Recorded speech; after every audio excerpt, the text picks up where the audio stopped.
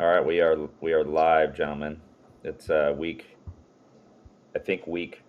episode 5, dropping hot today. How's everyone doing?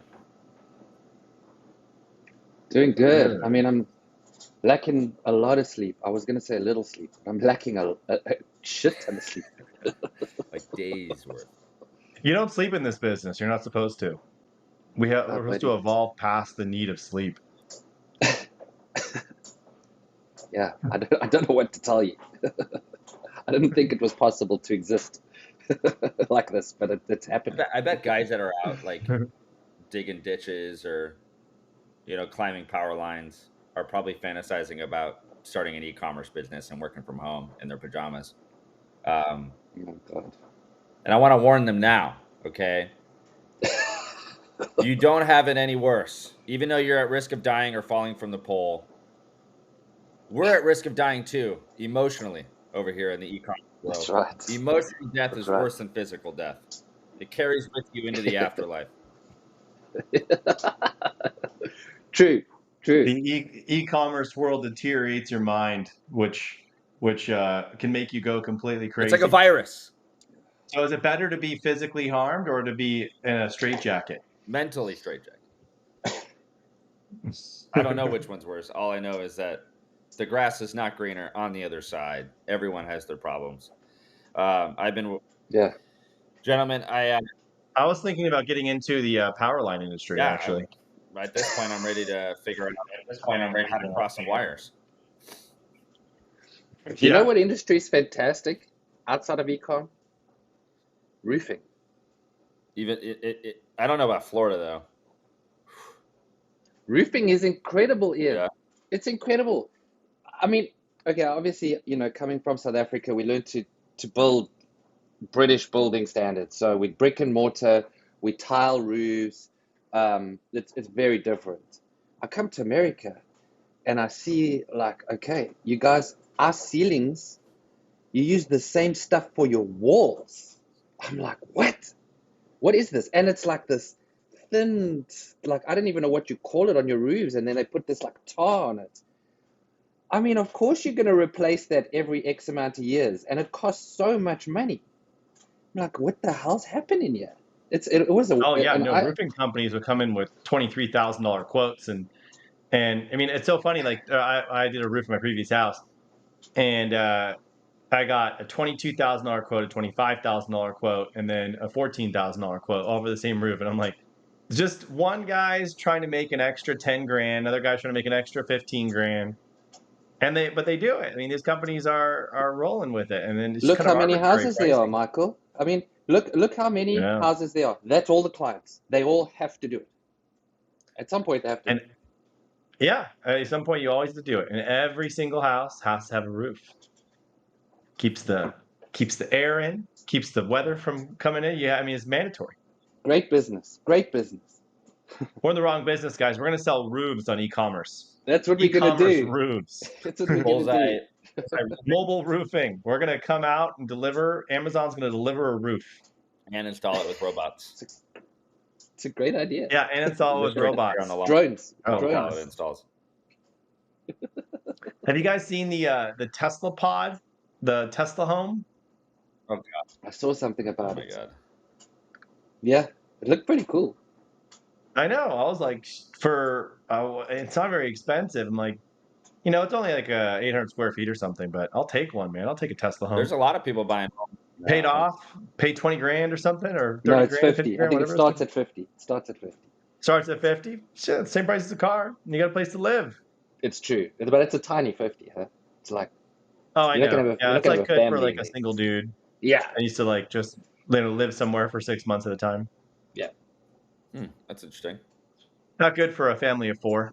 No, Well, I mean, Ryan, you live on a boat. I mean, it's probably the same size as a Tesla home. you're right there. The only difference is we get to travel and extrovert with the home. So, and we're mostly not on it.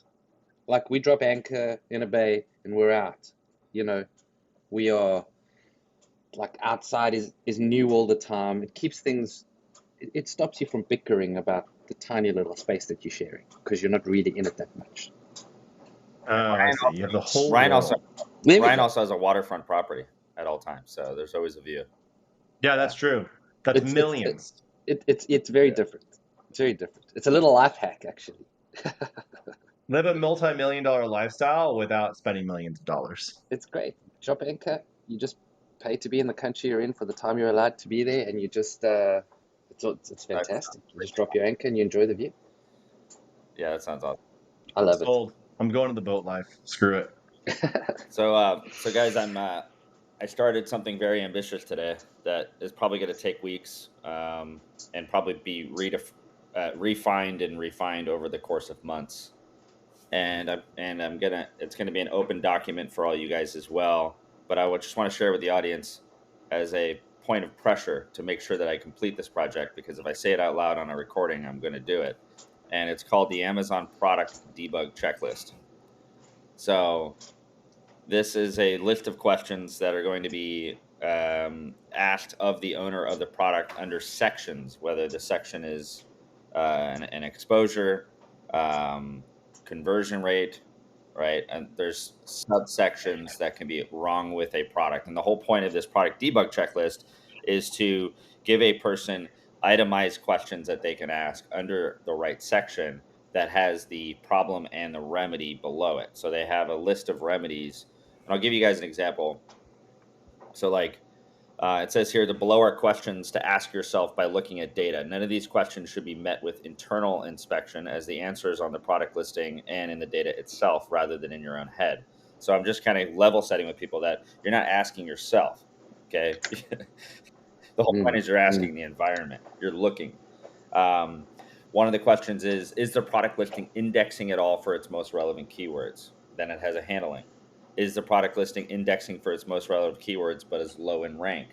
Then there's a handling. Is the product listing indexed and well ranked for its most relevant keywords but has a low click-through rate? Data is available in Amazon PPC reporting. Or is less than viable sessions?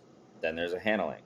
Okay. Then there's multiple handlings. There's your problem is one of the following possible issues. Reviews are negative or lack thereof compared to the competitors. Then there's a handling. B, offer not relevant enough or desired by customer due to product detail page or type. For example, lemon flavor is not desirable of a flavor, or item in packet is less economical and not a better price point than in bulk. So is your product offer basically not actually desirous of the audience? C or D, product category is oversaturated with competitors and your product does not stand out as a better offer, more relevant, more value, or better by comparison to consumer than your competitors. E, price is turning customers away due to more economical options on the search page.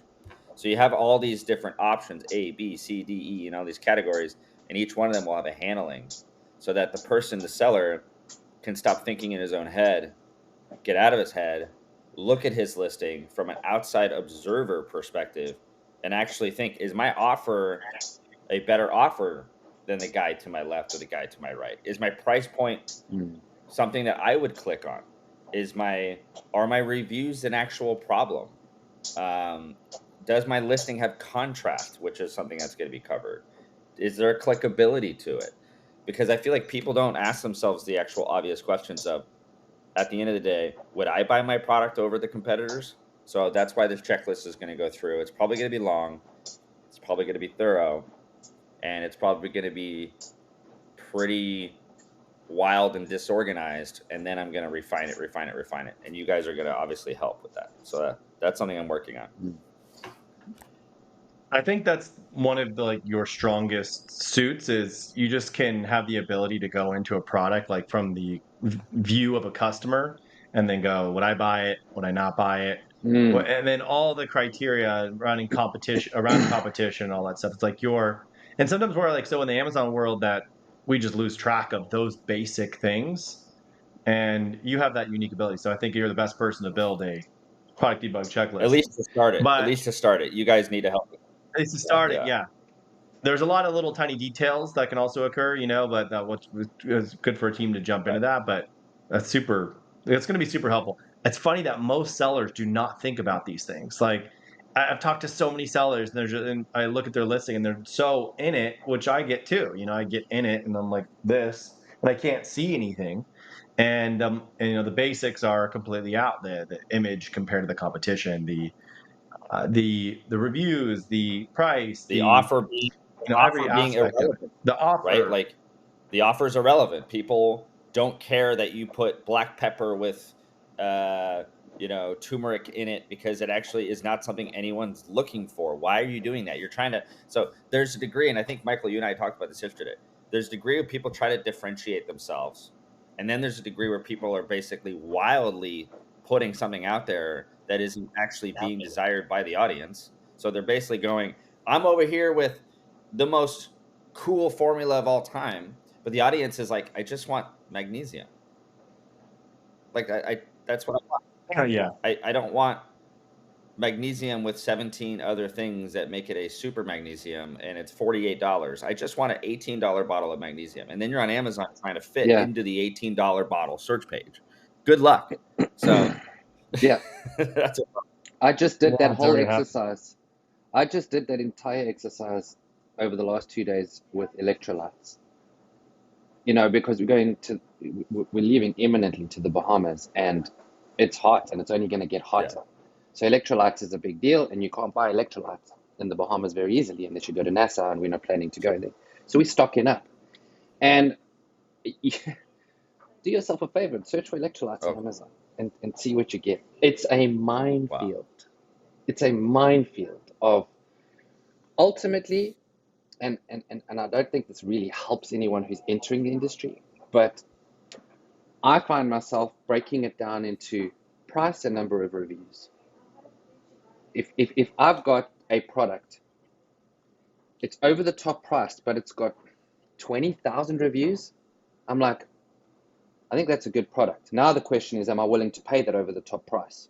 My next subcategory I went into was, okay, what has the next highest number of reviews, obviously as close to 5 star as possible, and visually looks good, doesn't, it's ticking all the boxes with all natural everything and everything I want to see. And now, is it at a price point that I'm willing to pay? Because I'm not buying one tub. I'm buying I've got 4 people. I'm buying 8 tubs of whatever it is.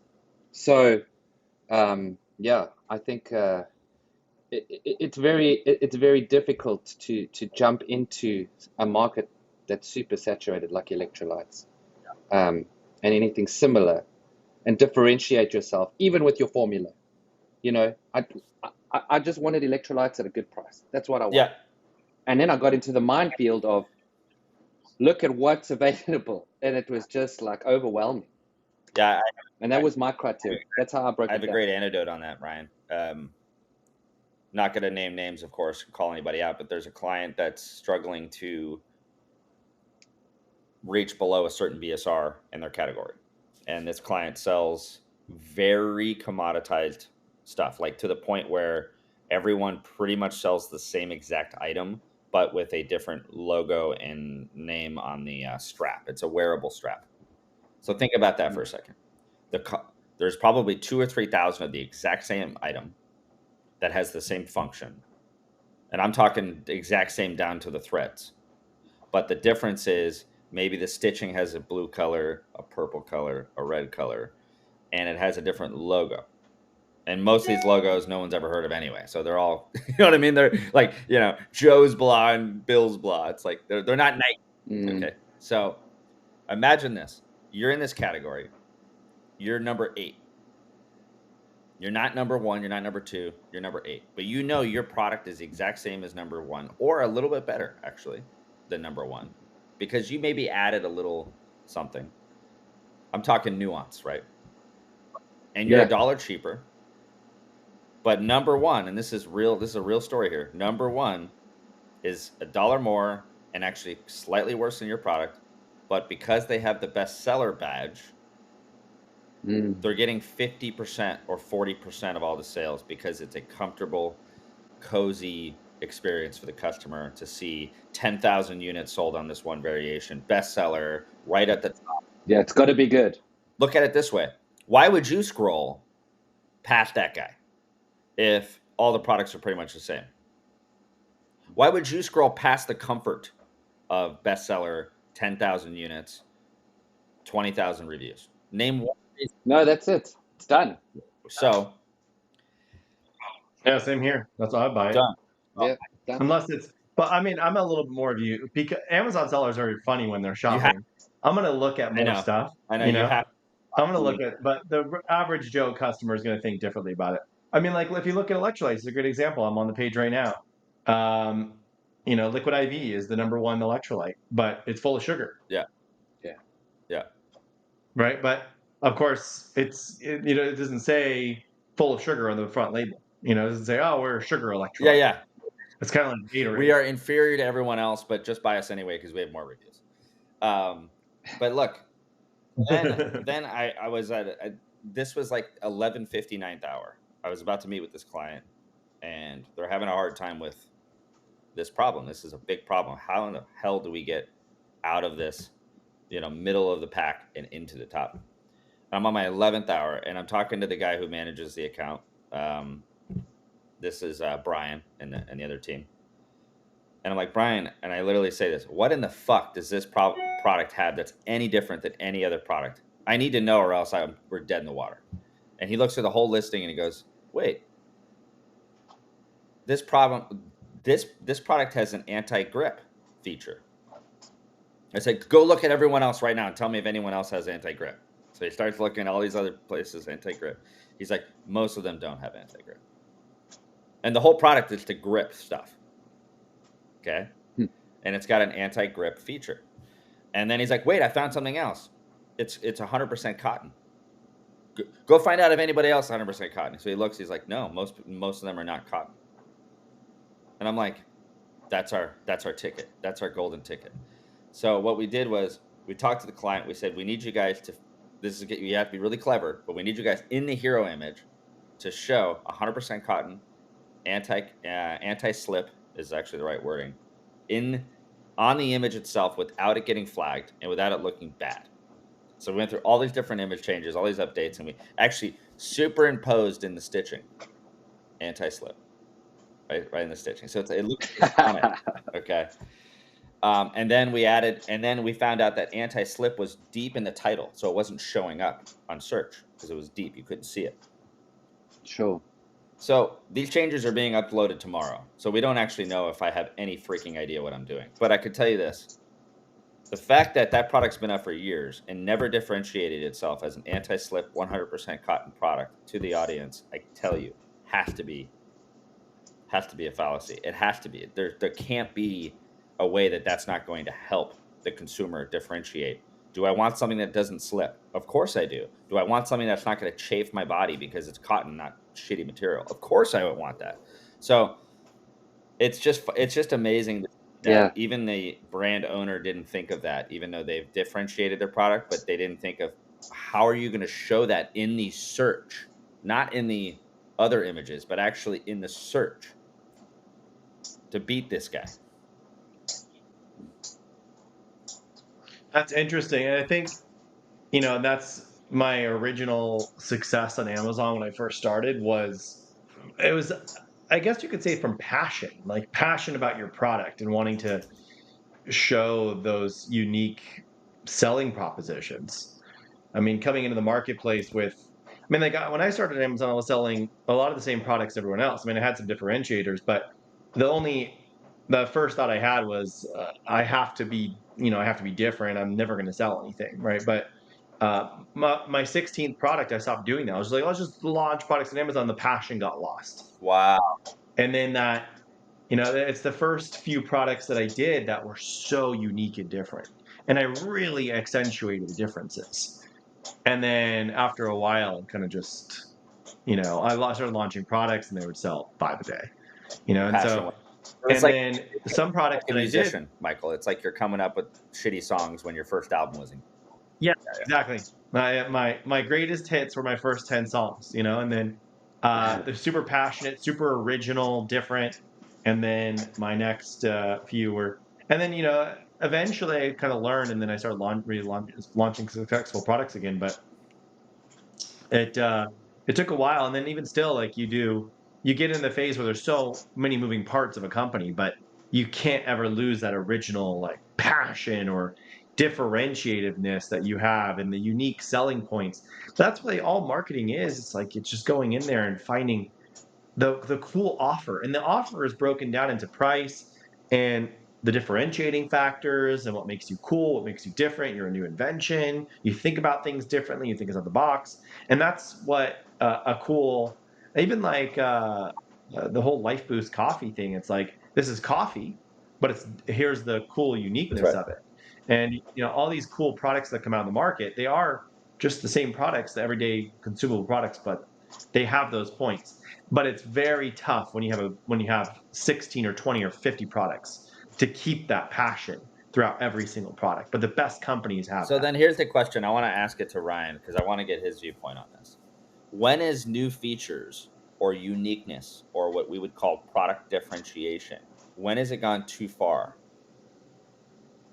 And how do you know you're going too far? That's a good one. Look, I mean, I'm going to answer this from a PPC perspective because media buying is ultimately where I've been at and where I've lived for the last 10 to 15 years. And here's the bottom line. When someone's searching for a product, they're searching for a thing, an apple, all right? And if you are putting yourself out there as the apple's the last thing on the list, you've gone too far. You still are selling an apple. But when they look at your apple, your hero image, that there has to differentiate you between all the other apples. But it still has to be an apple, But is what you're saying. It still has to be an apple. Okay. You can't go that far that you are focusing on everything else and not the fact that you're an apple. Because people that want your product want an apple. If I'm searching, my intent is to buy an apple. I'm going to put in apple. I may put in, and this is a little secret, I may put in, and we're going more into SEO and paid ads, I may put in, because I'm in the know, that I have a gut problem, and green apples with blue spots help me personally. And there might be a little group of people like me who have little Facebook groups and, we've read special books, and we know that for our gut problems, we want that special apple. And I'm going to search for that special apple. And that's where that differentiator, focusing on it, picks you up.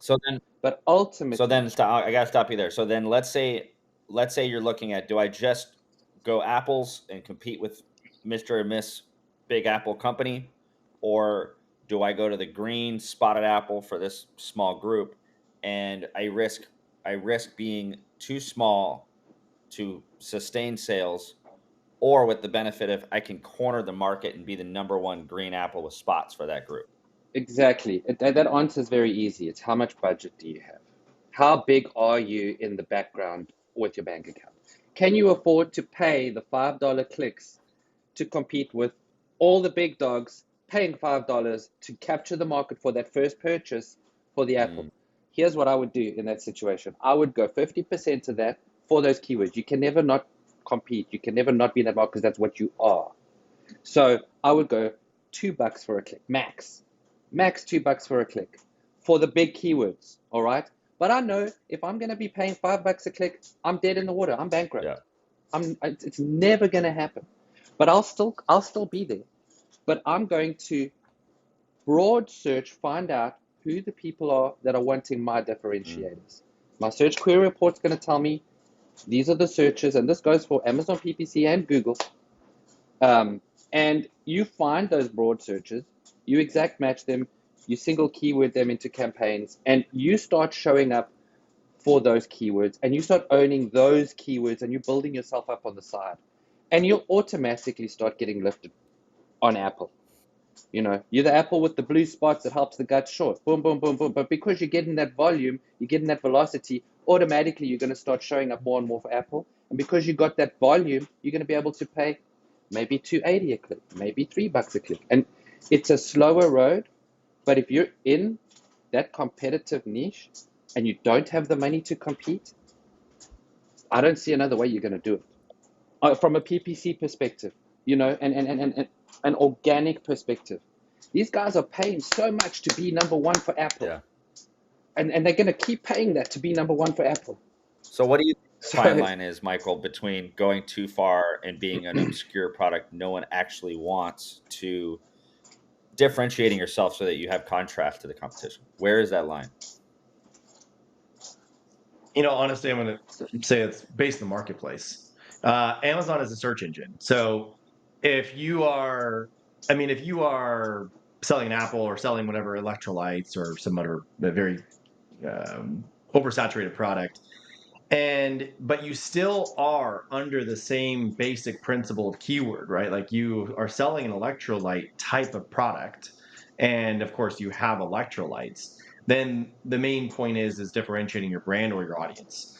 But you also can't go too far within a search engine, because the second you're using a search engine to sell your product, and you go and you're like, well, we're not really an electrolyte, we're really this cool probiotic magnesium with salt and from the Himalayas, and then you're kind of going into the directions, then you're not going to really hit on an SEO platform correctly. But you might do really well on Shopify with something like that. It's not really an electrolyte, it's more of like magnesium supplement.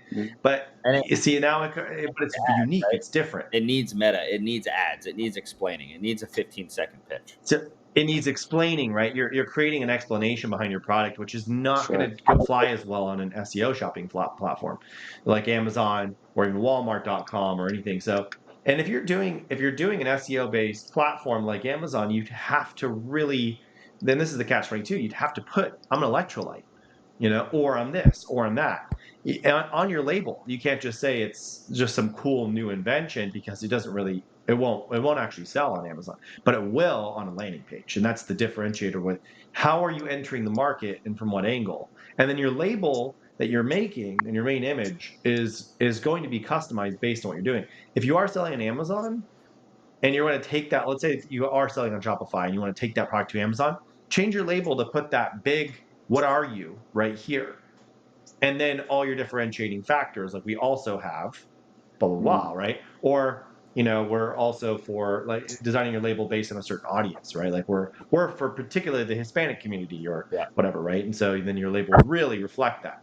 So, and that's the difference on, I think, it's looked at by platform as opposed to just generally. But yeah, that's kind of my take on it. I think that's why I got to put this checklist together. Unfortunately, the checklist might not help somebody who's too late. There's certain problems with products that don't have a U-turn, right? You guys know, if your product is 3.5 stars and you have 150 reviews, you don't have a U-turn. You don't have a turn. I mean, I'll put it the other way around. You actually only have a U-turn. Turn the fuck back around and discontinue. Yeah, exactly. Same thing with formulation. Get the fuck out Same of thing there. with formulation. Hot If you formulate a product that no one actually gives a shit about, you might not have a problem with creating that brand on a different platform. But on Amazon search engine, no one gives a shit. So you have to turn the fuck around. So there are problems, and I'm going to say it in the checklist of, hey, turn the fuck around. But I do feel like if you have a formulation that is needed and wanted, and you have good quality, which is the review part. Third one is your cost of goods is not an unruly number. I really think those are the three. There shouldn't be any reason why you can't debug a failing product on Amazon with the right attention. So that's what I'm trying to put together, and I'm excited about it. I love it. I think it's a great idea. But I think one point that should be on that checklist is, and I think a lot of sellers overlook this point, which is the start of the product launch. Like a lot of sellers go in and they are launching something full price, and they're just coming into the market bare bones, not really any plan or strategy, and then 6 months later they need help debugging why they didn't sell anything. So a lot of times it's like a reflection on when you are starting to sell something or you're launching a new product, you really have to put a lot of thought into every aspect of day one. So pre day one, you have to put all the thought into day one for weeks. Like, what's my label? What's my differentiator? And I think that's 90% of the game is before you make that product live, think about your price, think about in every single aspect. And you can't hold true to what you think you want to do, because you have to look at the market, what the market calls for you to do, and then act appropriately, do the right steps. Get in the market first before you start worrying about turning a profit, or before you start worrying about, like, all these other little business factors. But get into the marketplace and then worry about raising your price, changing your offer and changing the strategy so you can keep selling. But Yeah. unless you get in the marketplace, because once you're not really selling and you're just sort of stagnant for 6 months, it's like trying to revive the dead. It's one of the hardest things to do. Yep, I agree. And you can't really U-turn once you have a zombie, a little zombie listing. It's like Yeah. just rolling And maybe half dead, selling 1 unit a week. we should do a pre-launch checklist too. Maybe we should have a launch checklist, a pre-launch checklist, a operating checklist. But once I take all the potential problems, we could spin it off into multiple different checklists so that you can look at the checklist prior to actually sending the product in. So you don't make those mistakes you have to U-turn essentially. That'll be interesting. Yeah. I was actually just making a pre-launch checklist for myself, because I was like, it's the biggest problem I keep running into is the pre-launch. So I was actually just building one. Well, let's We should combine. collab on it.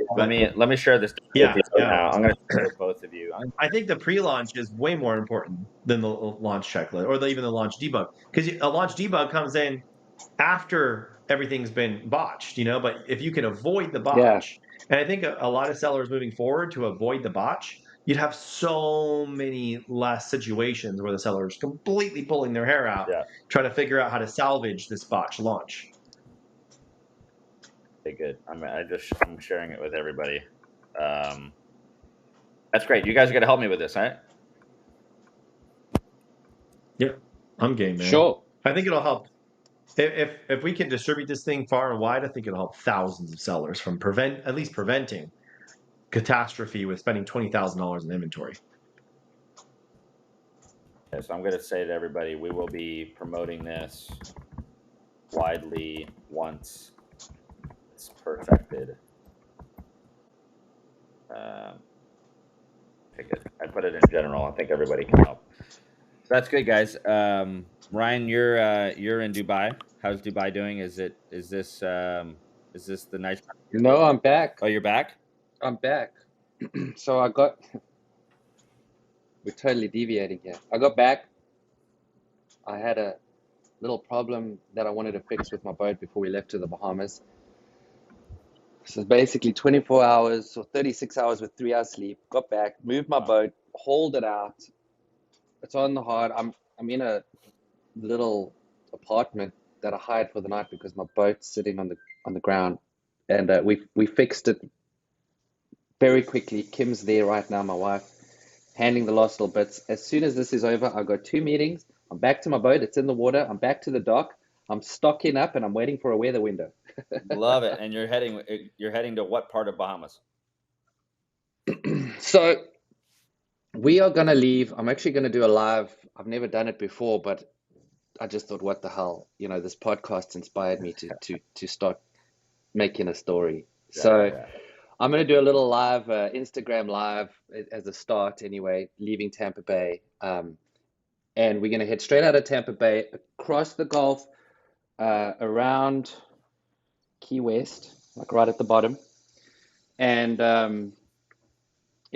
if the weather's great, we're going to keep going. If it's not, we'll stop in Key West. We're actually going to check out before we leave. So the intention is to leave completely around Key West. And then there's a Gulf Stream that runs, really strong current that runs all the way up the east coast of the US, does a little circle, ends up into the middle of the Atlantic. But we go into the Gulf Stream and we head up and we end up at Bimini. We'll sail across a bank, which is about 10 feet deep. And we keep going all the way across the bank, and then we drop off into the tongue of the ocean, which is this little sliver of ocean in between the islands of the Bahamas, and it is thousands of feet deep. It goes from 10 feet to thousands of feet deep. The fishing there is incredible. And, all right, you're going to have to zoom in a little bit there. So we're going to go from Tampa Bay around Key West at the bottom, because So Tampa our right here. mast is too tall. Yeah, and we're going to go straight across the Gulf. Done. I was going to hug the coastline, but I'm just going to cut straight through, just all the way down around Key West, and then as we get past Key West, there's that current that pulls us all the way along, and there's a tiny dot there. If you like Miami, just go all the way to the right and zoom in. There's a tiny dot there. That's an island. That's the closest part of the Bahamas to the US. That's Ellistown. That's called Bimini, and so we check in there. That's about 3 or 4 days to, So you're depending literally going if we, underneath the how. entire state and then kind of back up a little bit. Yeah. So we're going all the way around, coming back up, checking in there, going across. There's a bank right there. So if you zoom out a little bit, just a tiny, it's about 13 hours to cross from Ellistown above. So that's Andros Island, it's the biggest island of the Bahamas, that Nicholstown. So we just north of that. So there's a big bank over there. So between Ellistown, we go all the way. That's about 13 hours, and then we drop off. Yeah. So there's Chub Key. Okay. Just at the top. Yeah, so we go through. There's a little cut over there. I mean, obviously this is a Google Maps, it's not a nautical map chart. Sure. But we go all the way across. We go down south, so go Okay. down. I'm trying to make it imagery. I was trying to change it too. Yeah. We go south, then we go down. We head to Nassau. Oh, there we go. Oh, there we go. Yeah, so that shows you the bank. All right, there now you can see what I'm talking about. And you can see that little cut just further north, but go a little bit north, a little bit up. There we go. That little cut. So that anyway, you can see that inlet. So that tongue of the ocean. It's so deep Dude, there. So the fishing is dude, incredible. right here, I mean, whenever you have a drop off like this that, looks like a just megalodon's going magnificent. to come out and just eat your boat. I mean, Oh, I know. Look at look at No, this. no, Wait. So, no, do you're you too so far do you north. fish You're off too your far north. boat and just like cook on your boat and like eat fish a lot? You have to, right? Like, or just like once a week. No, I mean, honestly, the traveling part on the boat is the smallest part of it. I mean, I'm talking to you now about a trip that we're gonna do. It's gonna take us maybe maximum 5 days if we get down to the Exumas, and we take our time 7 days, right? So we go past Nassau, and there's another bank we cross, and there's Exumas. So we fish along that trip. Once we at anchor, it's like 6 hours sail between the islands. So there, the Black Point, like there's a ton of islands all over there. It's the most beautiful place in the world. And how deep is So this that's right the here? Wow.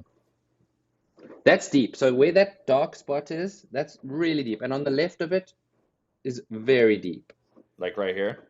So there's those, yeah. So those two dark spots are very, very deep. Those light spots, that's like a stomping grounds, and it's not very deep at all. I mean, there's sometimes less than a foot under our keel.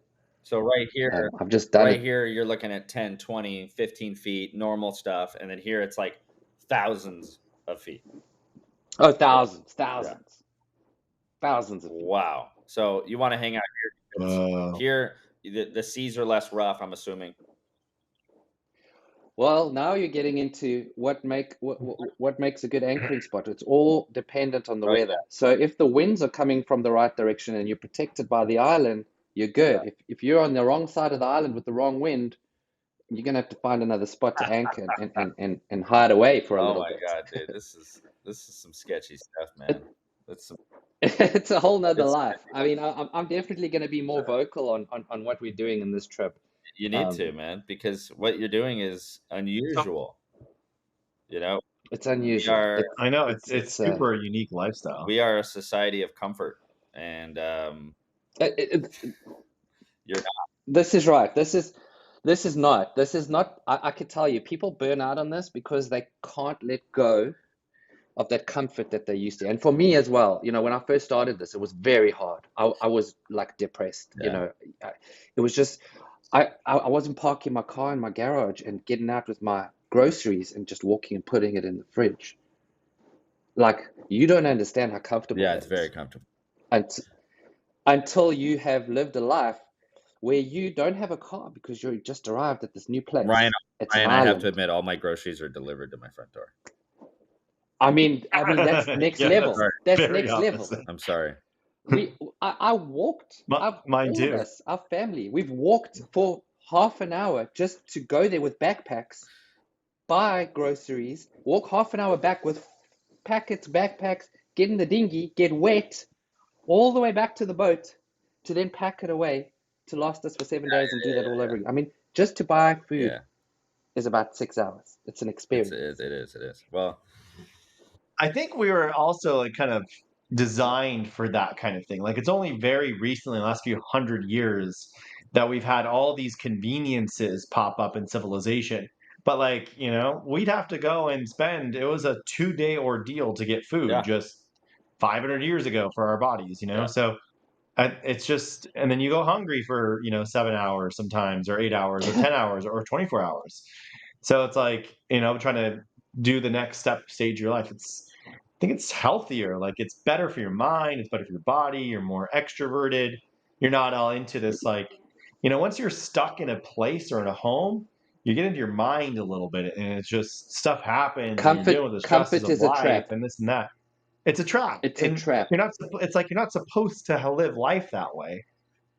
And then you get It's a comfortable total because it's trap. all convenient. But then, of course, you start inventing problems. You're like, oh, well, this is or you have to have more problems. I tell you, the societies that exist in the third world that are on, like they exist where there are people that if they don't work, they don't have food. Yes, there's crime and there's all these bad things that are on it. But I can tell you now, societally, there are less problems that are manufactured. Mental. Yeah, yeah. Yeah, there are because survival is real. It's like if the government's going to do There's no nothing. time They're going to to do be nothing. like, I'm depressed. It's like, no, you need to go eat No, or go work. figure it out. If you can't make that work, you die. I want to point out a few ways that I feel like successfully made my life not made me mentally stronger and mentally healthier than I think the situation being in a cultured first world country with amenities, etc., has allowed me to be. And I think these are the 3 or 4 things that I've done. And I have a long way to go. I'm not doing the daily ice baths or I want to get there, but number 1 is I stopped eating food that was in a box. That was the first thing I stopped doing. If it's in a box, I don't eat it. Okay. Any food in a box was put together by someone else, and I don't know what's in it. As cheaply as possible. Even the organic stuff, it's full of sugar. So I don't eat any food in a box. All the food I eat is at a deli or maybe in a bag, like a cheese, something like that. 2, I don't eat any food that has more than 1 ingredient. Ever.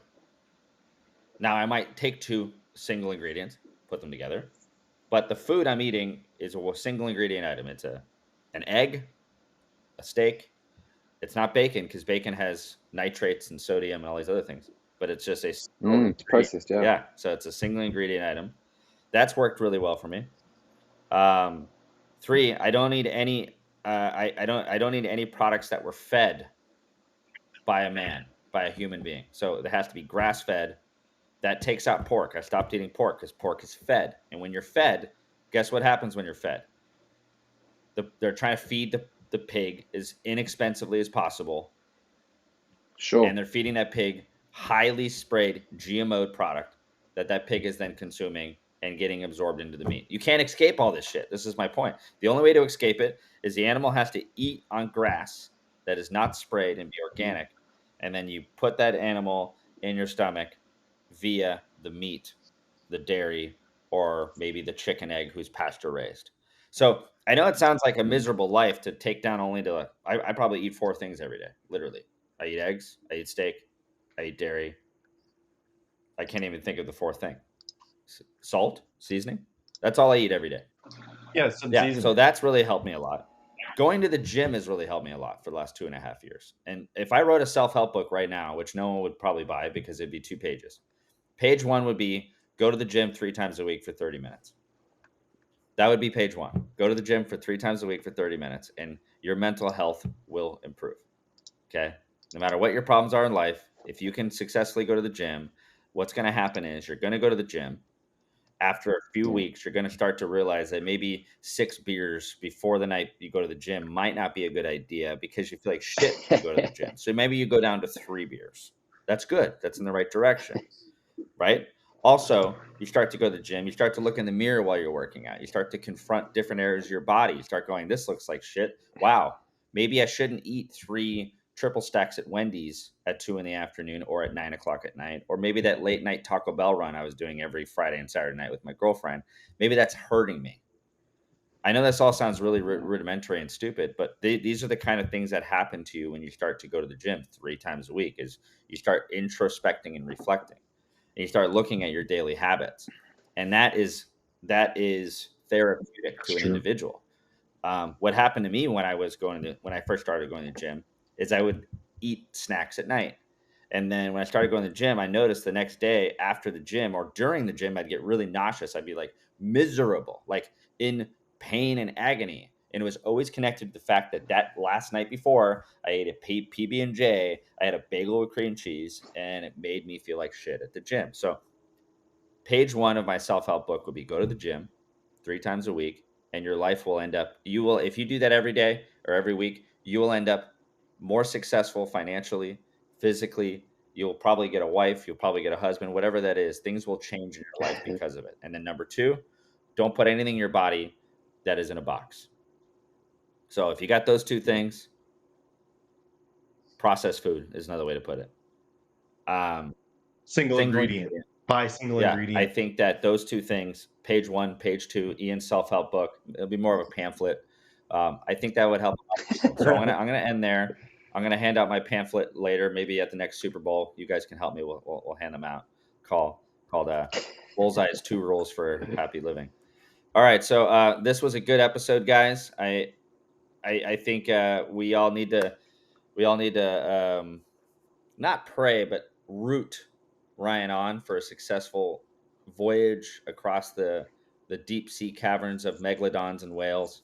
Over that, I want pictures of sharks, Ryan. I want you to get some great white spotting. I want some pictures and some videos. And so I can definitely send you pictures of sharks. Yeah. So Ryan, I want to see some pictures of sharks and videos of sharks. We'll put Ryan's Instagram handle in the show notes as well. You should follow him. It's going to be exciting. So now I'm going to put you under pressure, Ryan, to come up with some good. I'm going to do it. I want to see you Castaway style with the beard, the little thong thing, and then a stick like you're getting me. Okay. I just found the Wilson ball on Amazon with the handprint on it. Ryan, you need that, and it should float alongside your boat as you're sailing. The Wilson All right, ball. well, it's been another episode 5. We're out. Thanks for listening. Thanks for watching, and we'll see you soon, everybody.